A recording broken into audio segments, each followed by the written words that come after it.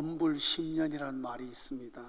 아무리 권세가 하늘을 찔려도 10년을 넘어가기가 어렵다, 그런 말씀이죠. 그래서 여러분, 정상적인 국가에서, 소위 말해서 민주적인 국가에는 어떠한 권력도 10년이 넘지 못하도록 법적인 장치들을 다 해놨습니다. 그래서 미국 같은 경우에는 중임만 할 수 있죠. 그래서 길어봐야 8년 이상은 못하게 되어 있습니다. 그리고 우리 대한민국도 5년 단임으로 되어 있는 거죠. 혹은 다른 나라에는 7년 단임, 그렇게밖에 못하게 되어 있습니다. 권불 10년을 나름 지키는 거죠. 그러나 비정상적인 국가에서는 권불 10년을 넘어갑니다. 왜 그러느냐? 어떤 나라에 어떤 정직한 권세를 할지라도 10년을 넘어가면은 그때부터 나라가 부패하고 그것 때문에 나라가 망하는 경우가 많기 때문에 그렇습니다. 그리고 왜 이 권불 10년이라 이 권력에 대한 얘기를 성경에서는 잘 얘기를 안 하는데, 사실 이 권력과 나라 그리고 이것에 관한 하나님의 관계, 이런 것은 사실은 오늘 다니엘서 5장을 읽어보시면 아하, 감이 오는 부분들이 많이 있습니다. 우리 예수 믿는 사람이 나라를 어떻게 보며 동시에 나 자신을 어떻게 들여다봐야 하는가라는 것을 가르쳐주는 참 중요한 장이라고 볼 수가 있겠습니다. 오늘 우리가 본문은 석절, 넉절밖에 읽지 않았습니다만은 오늘 제 말씀은 5장 전체를 커버할 것입니다. 5장에서는 왕이 나오는데 벨사살 왕이라는 사람이 나옵니다. 이 사람은 그의 아버지 느부갓네살 왕, 우리에게 많이 알려진 바벨론의 가장 왕성한 국가를 이루었던 느부갓네살 왕의 아들로 나오고 있습니다. 이 벨사살이 이제 아버지를 대를 이어 왕위를 물려받았는데 그 거대한 왕국을 통치하며 자기의 그 권력이 얼마나 막강한 것인가를 나타내기 위해서 각 나라의 귀족들 1000명을 초청해서 잔치를 베풀었습니다. 거기까지는 좋았습니다. 그런데 잔치를 베풀면서 이스라엘의 예루살렘 성전에서 가지고 온 성전 기물들을 가지고 와라. 그래서 성전 기물들을 술잔으로 사용한 것입니다. 그래서 하나님을 무시하는 행동을 구체적으로 보였고, 뿐만 아니라 술을 마신 후에 자기들의 바벨론의 신들을 찬양한 것입니다. 사용한 예루살렘 성전에 제사장들 이외에는 만질 수도 없는 성물을 가지고 술잔을 삼았으면서 그 영광은 자기들의 신들에게 찬양을 올린 것이죠. 그래서 하나님의 손가락이 갑자기 나타나게 된 겁니다.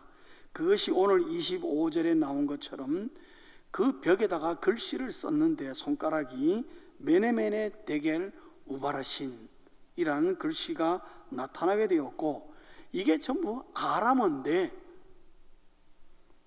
왕과 모든 신하들이 읽을 수는 있지만은 그것을 이해할 수가 없어가지고 하다가 결국은 다니엘을 불러서 다니엘의 해석을 듣게 된 것이죠. 다니엘이 벨사살 왕에게 해석해 주기를, 왕이여, 왕의 그릇을 달아본즉 왕이 하나님의 저울에 모자람으로 말미암아 하나님의 왕의 나라를 끝내기로 하셨다. 그리고 당신의 나라가 둘로 나뉘어질 것입니다. 그 내용이 바로 메네메네 데겔 우바르신입니다. 그렇게 알려주었습니다.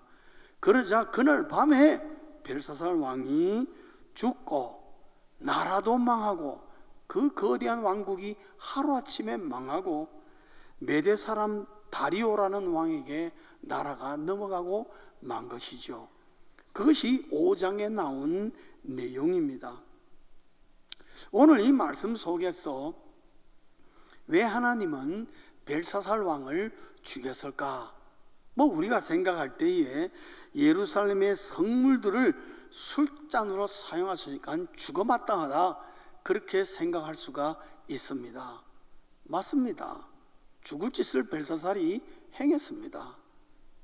또 우리가 생각할 것은 하나님이 아니라 자신들의 신들을 찬양한 것이 하나님 보시기에 너무나 괘씸하다. 맞습니다. 그것 또한 그렇습니다. 충분히 그런 것이 벨사살을 왕을 죽일 만한 명분은 됩니다. 그러나 우리가 한 번쯤 생각할 것은 뭐냐? 그는 처음부터 하나님을 모르는 자라는 거죠. 하나님을 모르는 자가 술잔 들고 그런 일을 벌르고 하나님을 찬양하는 것이 아니라 자기들이 믿는 신들을 찬양하는 것이 어쩌면은 승자의 당연한 거 아닌가? 또 사실 고대 근동의 역사들을 보면은 승자들이 그런 일들을 많이 했습니다. 그런데 유독 벨사살이 하나님께 죽임을 당했다. 다시 말하면 기회도 받지 못하고 하나님을 모르는데 하나님이 그를 죽여버린 것입니다. 왜 그랬을까? 하나님이 벨사살을 죽인 이유는 사실 딱 하나입니다. 그리고 이것이 오늘 여러분 마음속에 꼭 기억해야 될 메시지이기도 합니다. 벨사살이 다른 건 다 좋아요. 그러나 벨사살이 하나님 손에 죽을 수밖에 없었던 이유는 뭐냐? 하나님의 주권을 무시했다는 겁니다. 하나님의 주권을 무시한 경우에 하나님은 이방 왕이라 할지라도 즉결 처분하시는 하나님이라는 것을 우리에게 보여주는 것입니다. 그리고 인류 역사에 하나님의 주권을 무시하다가 왕권들이 무너진 경우가 수도 없이 많다는 것을 우리가 기억해야 합니다. 하나님의 주권이라는 말은 무슨 말이냐? 하나님이 이 우주 만물의 주인이라는 것입니다. 맞습니까? 하나님이 이 우주 만물의 주인입니다. 벨사살이 갖고 있던 그 놀라운 권력도 주인은 누구라는 거예요? 하나님이라는 거죠. 그런데 벨사살은 그래 생각 안 했습니다. 내가 주인이다. 누가 나를 달아보고 누가 나를 세어보고 누가 나를 평가한다는 거냐? 아니다. 내가 당신들을 평가하고 당신들을 달아보고 당신들을 세어보는 입장이지, 누가 나를 세우고 달아보고 모자란다, 넘친다 이런 말을 함부로 할 수 있느냐? 나아가 내가 곧 주인이다. 그에 대해서 하나님이 손가락으로 글씨를 쓰면서 벨사살의 얼굴을 하얗게 파랗게 질리도록 만들면서 하나님이 가르친 건 뭐냐? 네가 주인이라고? 아니야, 내가 주인이야. 명확히 밝힌 행동이 바로 이 손가락에 글씨 나온 글씨입니다. 내가 너의 모든 권력의 주인이라는 거죠. 네가 다스리는 모든 나라들의 주인은 너라고? 천만에? 아니야, 나 하나님이다. 그런데 그걸 네가 무시해? 누가 주인인지를 내가 너에게 보여주마. 그래서 다니엘을 통해서 보여준 겁니다.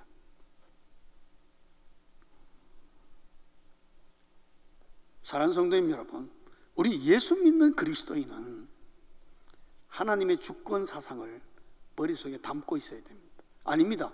가슴으로 품고 있어야 됩니다. 그 눈으로 이 세상을 보십시오. 그 눈으로, 그 안목으로 우리나라를 보고 북한을 보고 미국을 보고 중국과 러시아, 일본을 보라는 것입니다. 그리스도인의 세계관은 여기에서 나오는 겁니다. 하나님의 주권입니다. 하나님의 주인 되심.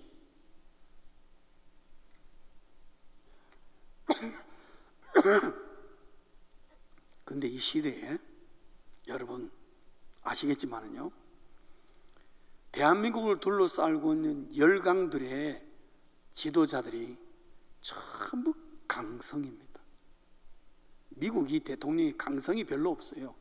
그런데 미국 역사 이래 최고의 강성을 가진 대통령이 툭 나타난 겁니다. 그 사람이 누굽니까? 여러분 다 아시죠? 예, 트럼프예요. 이런 강성이 미국에서 태어날 수가 없는데 어떻게 나타났어요? 그것도 벼락같이 나타났어요. 중국의 시진핑, 러시아의 푸틴, 그리고 일본의 아베, 전부 강성입니다, 여러분. 그 나라 잘못 붙었다가는요, 잘못하면 뼈도 못 추리는 나라들. 세계의 최고의 강국이, 강성이, 나라들이 전부 우리나라를 다 둘러싸고 있습니다. 대한민국 요 조그마한 나라를 뺑 둘러싸고 있어요, 여러분. 이런 눈으로 우리가 봐야 돼요.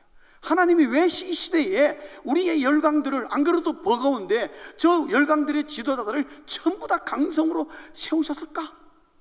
여러분 왜 그랬을 겁니까?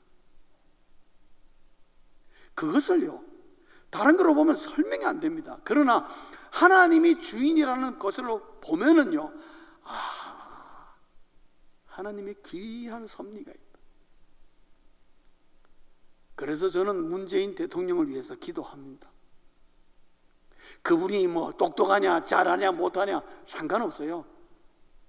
그분이 지금 우리 대한민국이라는 나라에 하나님이 세우신 권력자예요. 문재인 대통령 위에는 누가 있습니까? 하나님이 있단 말이에요. 문재인 대통령께서 인정을 하건 인정을 하지 않건 상관없어요. 앞으로 3년 동안은 그분이 하나님이 세우신 우리나라의 최고의 권력자예요. 저는 우리나라 국회의원들을 위해서 기도합니다. 왜? 국회의원들 제발 좀 하나님 두려운 줄 알았으면 좋겠어요. 뭐 역은 약은 상관없어. 똑같이 저는요, 하나님이 주인 되심을 아는 사람이 거기 많았으면 좋겠어요. 우리나라 행정부를 위해서 기도합니다. 공무원들을 위해서 기도합니다. 왜? 저 사람들이 전부 다 모세 혈관처럼 대통령의 명령에 따라서 일사불란하게 움직여줘야 되는데 우리나라는 그렇지 못해요. 여러분 다 우리나라가 잘 되길 원하시죠?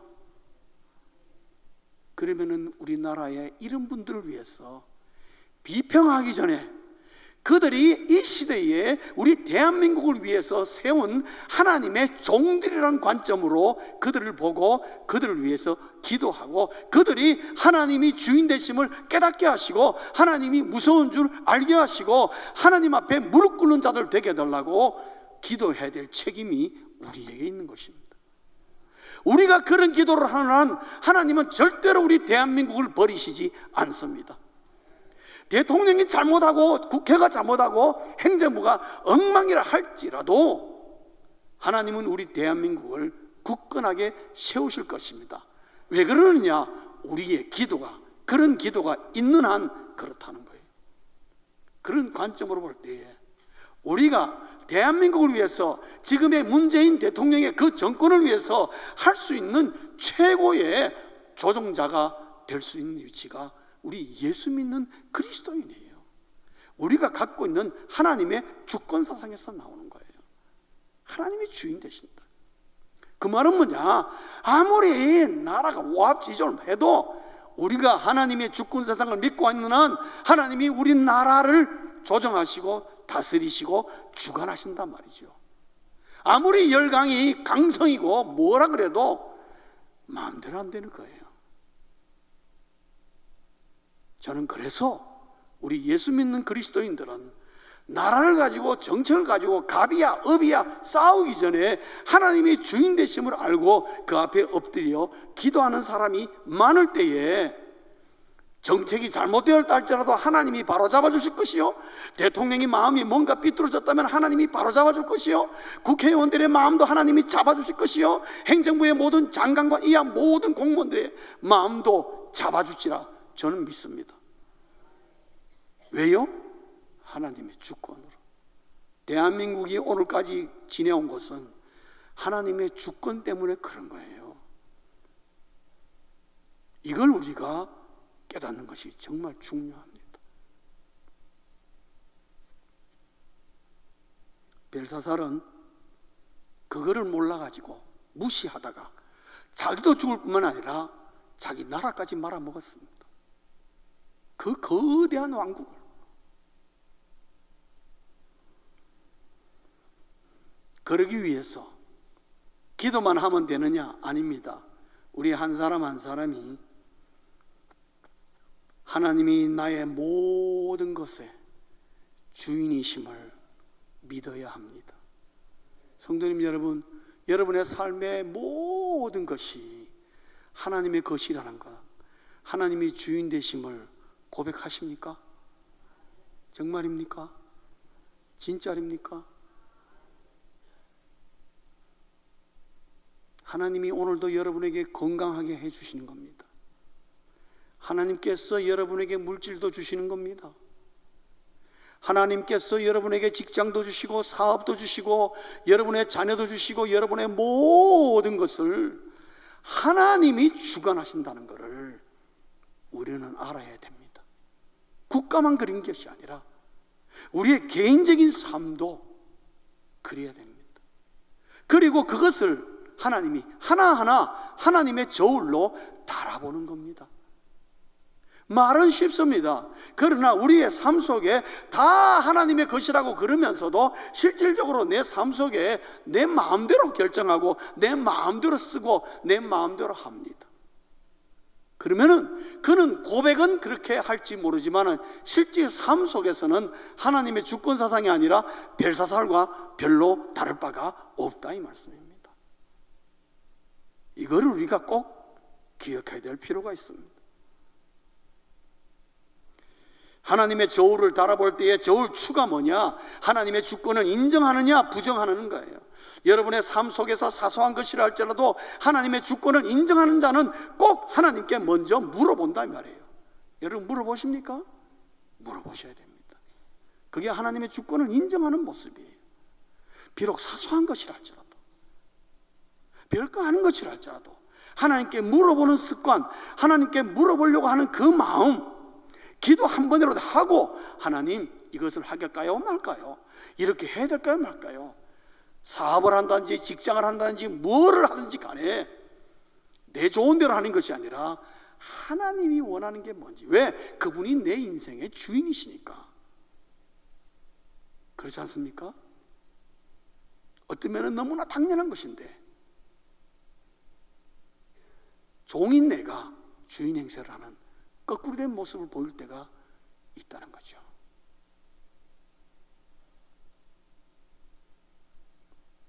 오늘 여러분 본문을 보시면은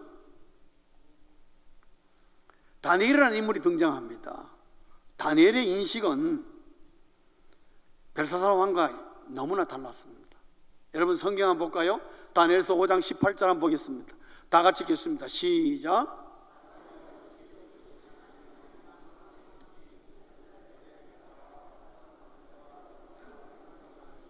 위엄을 주셨고, 저기에 다니엘의 생각이 담겨 있습니다. 벨사살 왕에게 당신이 가진 영광, 권세, 위엄 누가 줬다 그럽니까? 누가 줬다 그랬어요? 하나님이. 여러분 저 당시에 왕의 권위를 생각하면요, 신하가 왕 앞에 나와서 저런 말 못합니다. 저런 말 했다간 목이 날아갈 수가 있습니다. 근데 다니엘은요 그거 겁내지 않았습니다. 다니엘이 무서워하는 사람은 벨사살이 아니라 다니엘이 무서워하는 분은 여호와 하나님이셨어요.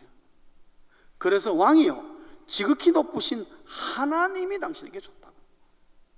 다니엘은 분명히 했습니다.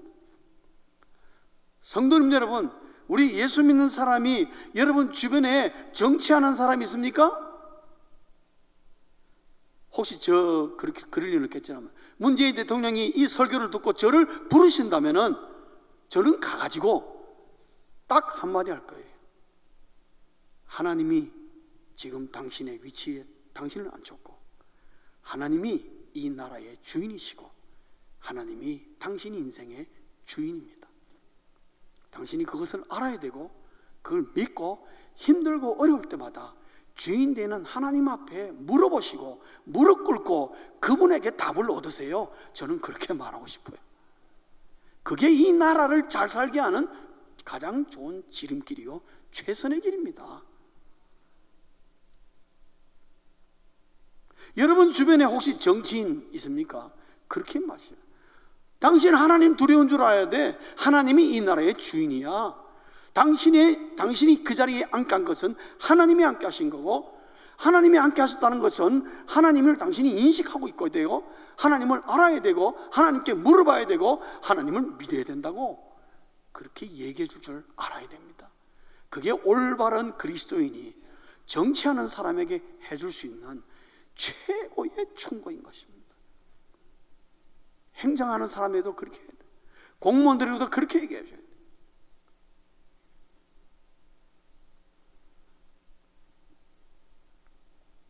그리고 하나님이 저울로 지금 달아보고 있다는 것도 분명히 얘기해 줘야 돼요.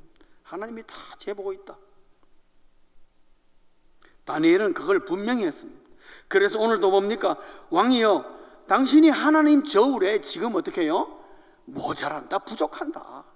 그러자 그날 밤에 죽였어. 하나님이 죽었어.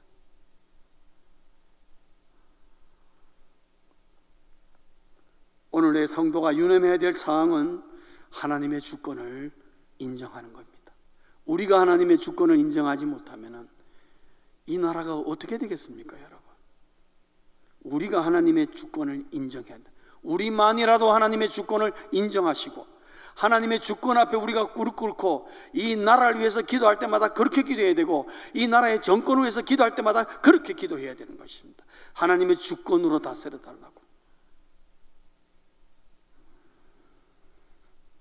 어떻게 하면 하나님의 주권을 침해하지 않을까? 어떻게 하면 하나님의 주권을 잘 유지하고 내 삶 속에서도 하나님의 주권을 내가 분명하게 드러낼 수 있을까? 다니엘서 5장 22절은 우리에게 참 좋은 것을 가르쳐 줍니다. 다니엘서 5장 22절 다시 한번 읽어보시겠습니다. 시작.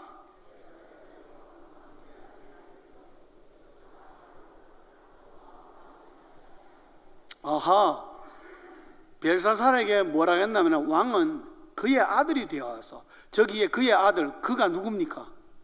느부갓네살 왕이죠. 아들이 되어서 이것을 다 알고도 뭐를 다 하는 거예요? 느부갓네살 왕, 그 아버지가 겪은 것을 다 알고도 아직 마음을 낮추지 않냐고, 왜 겸손치 않냐고 이런 짓을 벌였느냐, 그 얘기를 하는 거거든요. 그러면 이것을 다 알고도 뭐를 다 알았느냐? 여러분 다니엘서 4장을 보시면은 느부갓네살 왕이 지금 벨사살처럼 교만히 행했습니다. 그래서 하나님께서 다니엘을 통해서 분명히 얘기했습니다. 당신 이러다가 하나님이 당신 권자를 쫓아낼 거요. 쫓아내어서 당신이 들짐승처럼 저 바닥에, 인생 바닥에 바닥으로 정말 사람 취급 못 받는 자리로 떨어질 거요. 그러니까 조심하시오. 그럴 일이 생길 거다고 얘기해 줬는데 느부갓네살 왕이 그 무시하다 어떻게 돼요? 참 하나님 정말 저 재밌는 분이에요. 이 거대한 나라에 그 놀라운 왕을 갖다가요, 하루아침에 정신병자를 만들었어요. 정신이 획 돌게 만든 거예요. 그러자 이 느부갓네살 왕이 권자에서 쫓겨나 버립니다. 쫓겨나는데 아무도 그를 들여다보지 않는 거예요. 완전 정신병. 여러분 정신병자 돌아다니는 거 보셨습니까? 저는 어릴 때 유튜브에 봤습니다. 돌아다니면서 뭐 들의 짐승보다 못한 삶을 몇 년 동안 산 줄 아십니까? 이 왕이 무려 그런 생활을 7년 동안 했습니다. 7년 동안. 그때야 느부갓네살 왕이 깨달았습니다. 아, 이거 하나님이 나에게 이런 권세를 주셨는데 이거를 내가 하나님을 찬양하지 않고 다 내 것인 줄 알았구나. 하나님 앞에 회개하고 하나님을 찬양하니까 그때야 하나님께서 그를 다시 권자로 불러오렵니다.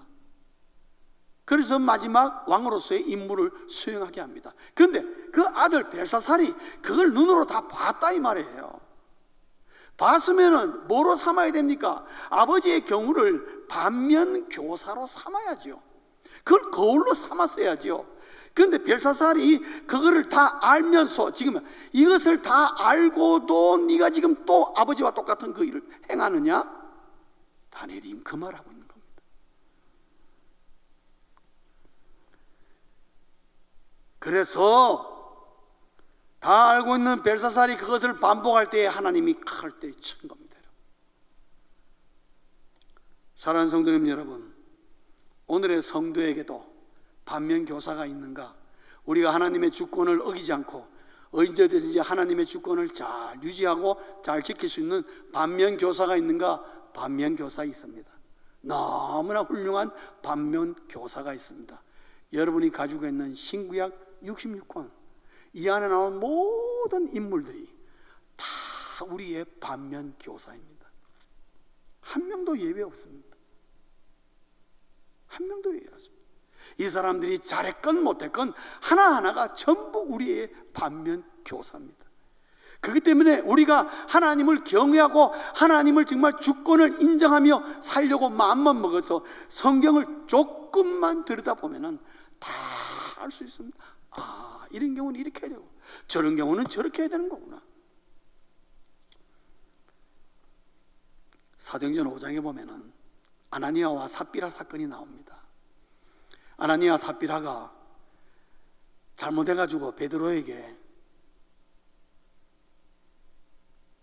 말 그대로 정말 죽음을 당했죠. 그 당시에 즉사했습니다. 두 부부인데 왜 그러느냐?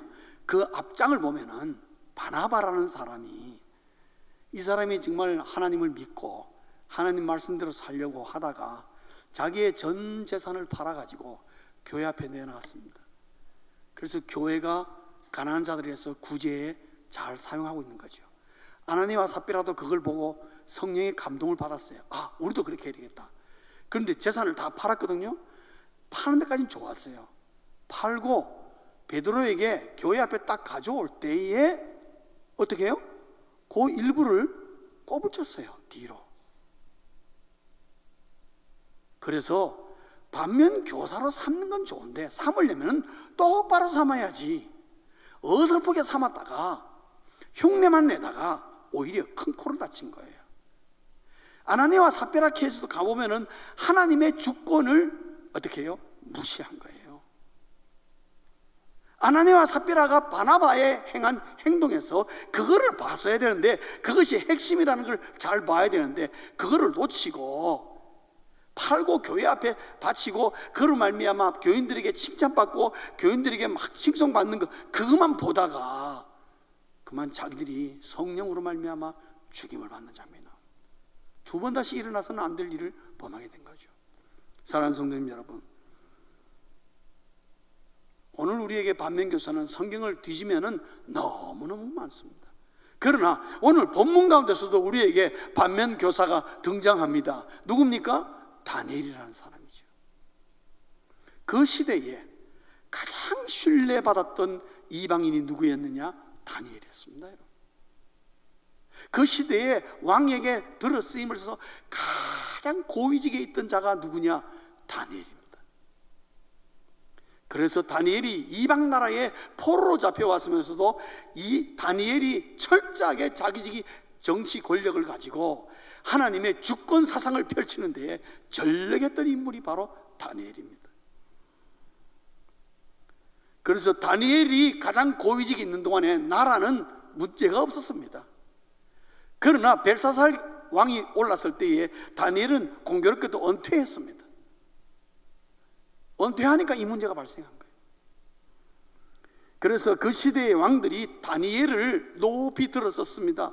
느부갓네살, 벨사살, 그 다음에 메대 사람 다리오, 그 다음에 고레스까지 다 몇 대 왕을 지나가면서 다니엘은 고위직에서 왕을 보좌하고 왕에게 정말 하나님의 주권적인 지혜를 주는 사람으로 살았습니다. 그래서 아마 제 생각인데요, 성경에는 안 나오는데 고레스 때에 고레스가 왕이 되고 난 다음에 칙령을 냈습니다. 그 칙령이 뭐냐면은 포로로 잡아온 모든 유대인들을 다 자기 본향으로 돌려보내라 그랬어요. 그 칙령이 고레스에게서 나왔어요.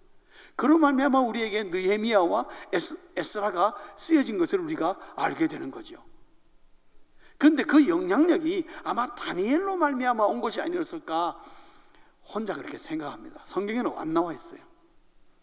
그러나 분명한 것은 고레스 때까지, 언젠지 정확히는 알 수 없지만 아마 고레스 치하의 초반 정도까지는 다니엘이 살았단 말이에요.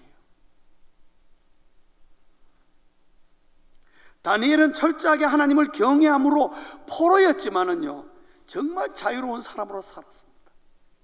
왕에게 가서 직언을 해주는 사람이 누구였느냐? 다니엘이었어요. 다들 밑에서 아양 떨고 아첨 떨지만은 다니엘은 직언을 했습니다. 왜요? 하나님의 경외 사상 가지고. 그래도 다니엘 죽지 않았어요. 오히려 장수했습니다. 말씀을 정리합니다. 성도님 여러분, 하나님이 나의 주인 되심을 마음에 새기시기를 주의 이름으로 축원합니다.